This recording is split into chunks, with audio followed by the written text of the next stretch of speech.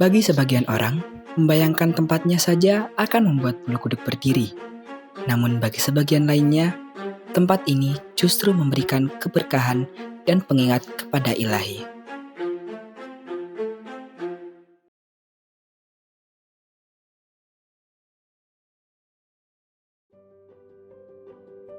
Makam. Bagi umat Islam di Indonesia, tempat ini tentu tidak asing bagi kita.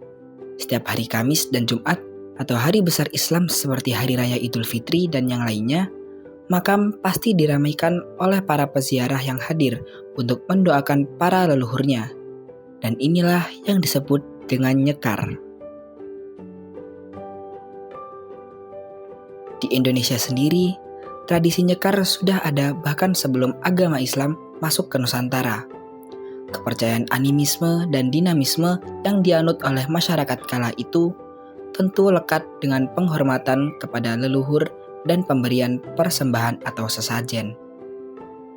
Sedangkan pada kepercayaan Jawa, roh adalah zat yang abadi dan selalu pulang menemui keluarga pada setiap bulan Ruah atau dalam Islam disebut bulan Sya'ban. Sehingga hal ini menjadi momentum untuk saling bertegur sapa antara mereka yang sudah meninggal dengan mereka yang masih hidup. Kemudian setelah Islam masuk ke Nusantara, tradisi penghormatan kepada leluhur ini diakulturasikan dengan nilai-nilai keislaman dengan menggantikan mantra-mantra dengan doa-doa serta meninggalkan segala bentuk sesajen dan ritual yang menyalahi agama Islam. Rasulullah SAW pada masa awal berdirinya Islam memang pernah melarang umatnya melakukan ziarah. Mengingat pada masa itu, keimanan muslimin masih lemah dan dikhawatirkan justru terjerumus pada kemusyrikan. Namun setelah berjalannya waktu, Rasulullah SAW memperbolehkan umatnya untuk berziarah kubur.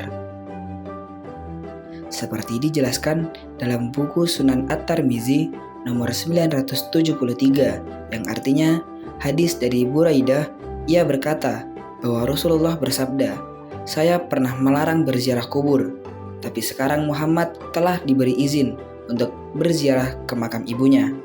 Maka sekarang berziarahlah, karena hal itu dapat mengingatkan kamu kepada akhirat." Terlepas dari segala polemik yang bersinggungan dengan hukum nyekar, tradisi ini nyatanya semakin membudaya dan memberikan dampak yang sangat positif.